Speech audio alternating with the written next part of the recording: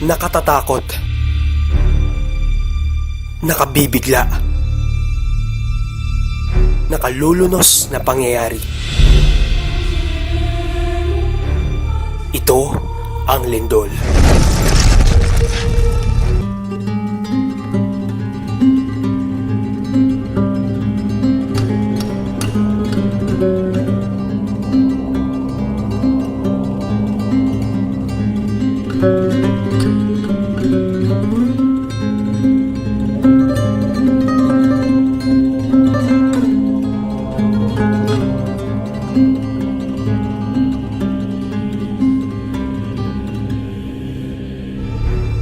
Nararamdaman mo ba ang pagyanig ng lupa? Naranasan mo na bang mabagsakan? O kaya, may kakilala ka bang nalibing ng buhay sa ilalim ng isang gumuhong gusali? Nakakakaba kung iisipin ang mga ganitong pangyayari. Pero gaano ba tayo kahanda sa mga ganitong sakuna? Samahan ninyo kami na alamin ang mga paraan kung paano nga ba makapaghahanda sa kalamidad na kinatatakutan. Ang lindol o ang earthquake o ang pagyanig sa ilalim ng lupa, isa sa mga sakuna na likha ng kalikasan na nangyayari sa ating mundo araw-araw. Hindi ito maiiwasan o nahuhulaan kung kailan ito tatama. Nangyayari ang lindol kapag gumagalaw ang mga tectonic plates o mga bitak sa ilalim ng lupa. The basic definition of an earthquake is it is actually either a weak to violent motion due to the sudden movement of the ground. So it's often generated by movement of active faults or trenches along subduction systems, or it could be generated by movement of magma rising up to the surface. Ang Pilipinas, kabilang sa rehiyon na kung tawagin ay Pacific Ring of Fire, ang lugar kung saan marami ang mga bulkan at palaging tinatamaan ng lindol. Nasusukat ang lakas ng lindol sa dalawang paraan, ang magnitude at ang intensity. Ang magnitude ay base sa lakas ng enerhiya na ginawa ng lindol at ang intensity naman ay kung gaano kalala ang epekto ng lindol sa isang lugar base sa layo ng pinanggalingan nito. Magnitude was devised by Charles Richter. So what he did during his time is that he standardized the instrumentation in California, and he came up with the magnitude concept. So it's an instrumentally derived value. So what you do is you try to measure the signature of the movement of the ground on that particular seismic graph. Magnitude is related to the energy released by an earthquake. Intensity is based on the effects to people, objects, buildings, and the environment. Sa araw-araw na pagyanig, hindi mahuhuli ang Pilipinas sa mga tinatawag nating nakamamatay na lindol. Hindi lamang sa mga pinsala ng mga infrastruktura, kundi pati na rin ang mga kinitil na buhay. The 1645 event severely affected Luzon area. In fact, Spain refused to invest here in the Philippines after the 1645 event because they saw that compared to Europe, the earthquakes were stronger here. There was the 1880 event. It devastated a lot of buildings in Manila, and well, the epicenter was located in Infanta area, but it affected severely portions of Manila. Sometime 1976, there was this big earthquake in Manila. So this earthquake, the Morogoro earthquake, it occurred a few minutes after midnight, and it also generated a very large tsunami. And early morning, there were about 3,500 people dead and 1,500 people missing. So we're talking about casualty counts of about 5,000 people.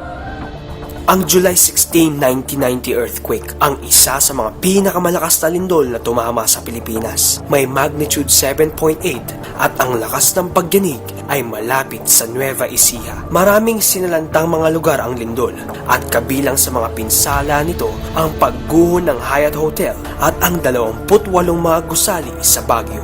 Pagkatapos ng insidenteng ito, pinaigting ng gobyerno ang pagbabantay para sa mga lindol at ang iba pang mga sakuna. Pero lahat ng ito ay nabaliwala nang nanalasa ang bagyong Ondoy. After the Ondoy, yung NDCC o the National Disaster Coordinating Council na ang orientation niya is to react, no? Mas reactive lang siya, no? Hindi siya proactive. That's why doon nakita yung pagdating ng Ondoy, doon nakita yung doon nakita yung dapat magkaroon ng paradigm shift, no? From just reacting from sa mga sakuna or sa mga disaster, mas nakita yung importance ng dapat magkaroon tayo ng risk reduction or yung preparedness. Bukod sa bagyo, may isa pang kinatatakutang kalamidad na maaaring sumira sa Metro Manila. Ito ang West Valley Fault System, isang sistema ng mga bitak sa ilalim ng lupa.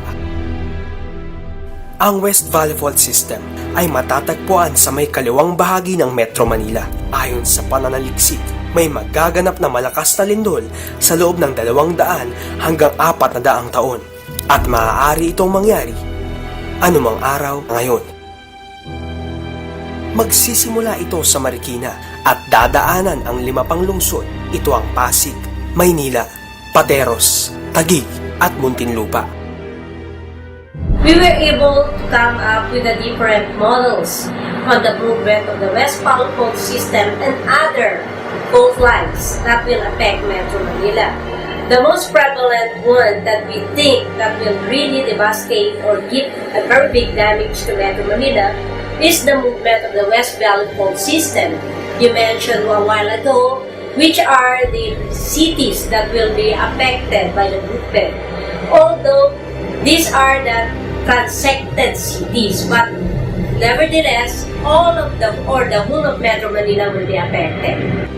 Ayon sa Metro Manila Earthquake Impact Reduction Study, kapag gumalaw ang West Valley Fault System, pinangangambahang mawawasak ang halos kabuuan ng Metro Manila, nakikitil sa halos 34,000 tao. 118,000 tao ang magiging sugatan at 175,000 mga infrastruktura ang pinangangambahang guguho. Nakatatakot ding isipin ang ibang mga gusali na hindi dumaan sa pagpaplano ng isang inhinyero o arkitekto. Guguho na lamang ang mga ito at maaaring marami ang madamay. Building code is the excerpt lahat ng mga code. So, nandiyan naka-incorporate yung electrical code, mechanical code, sanitary code, all together, so put together in yung building code. In every municipality or city, there is tinatawag na city zoning ordinance. So the zoning ordinance is the one regulating paano itinatayo ang building according to the condition ng isang municipality or cities. They have to check the ongoing construction and they have to inform the owner na sinasabing, ay, hindi ho tama yung ginagawa ninyo. That's not in accordance with the approved plan. That's not in accordance with the existing code or the code. We should respect the fault line. The fault line should be no build zone. On top of the fault line and 5 meters away on either side of the fault line. Elsewhere in the world, these are usually placed as a linear park. No buildings on that. More than 30,000 people will be killed in an earthquake 7.2. And definitely those on top of fault line will suffer. And the study shows that in a big earthquake, magnitude 7.2, Metro Manila will be divided into 4. Yes. East and west of the fault line, and that fault line is about 70 kilometers long from Bulacan up to Pamilya, Laguna. And unfortunately, buildings and houses were permitted to be built on top of it. Dahil sa pag-aaral ng MMIers, nagsagawa ng plano ang National Disaster Risk Reduction Management Council para sa paghahanda sa mga sakunang katulad ng paglindol ng West Valley Fault. Dahil din dito, nagsagawa na rin ng mga hakbang at programa ang ibang mga lungsod at grupo para sa mga sakunang darating tulad ng Marikina at Red Cross. Initially, we first provide emergency assistance. Now, the organization meron tayong 100 chapters all over the country.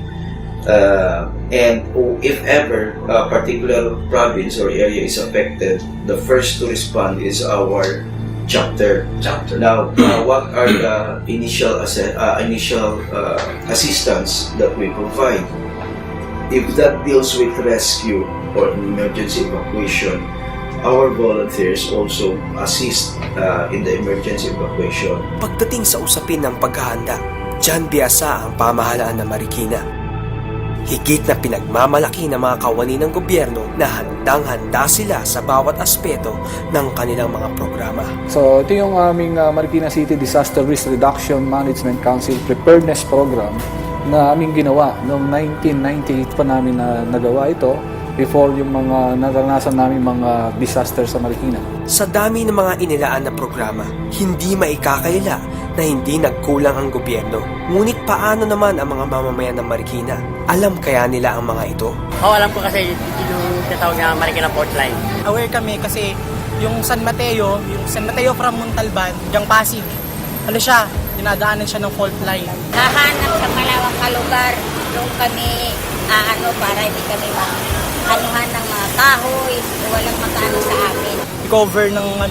Cover ka ng, maghanap ka ng matibay na area sa ilalim, cover muna bago tapusin mo muna yung lindol, tapos kung may aftershock na mga sinasabi, diba?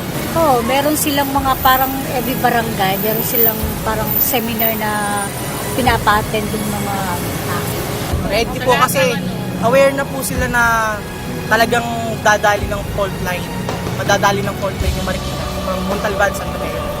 Ayon sa aming mga nakausap, may kaalaman sila tungkol sa lindol na darating sa Marikina. At higit sa lahat, handa sila sa mangyayaring kalamidad na ito. Mahalaga ang bawat paghahanda, hindi lamang sa Marikina at Metro Manila, kundi sa buong bansa. Kung magiging handa ang lahat ng lungsod katulad ng Marikina, masasabing handa na ang buong Pilipinas. Tiyak na mahalaga ang tamang komunikasyon sa paghahanda. Kung wala ito, lahat ng programa ay mababaliwala. Kaya huwag magpabaya at laging maging handa sa pagyanig.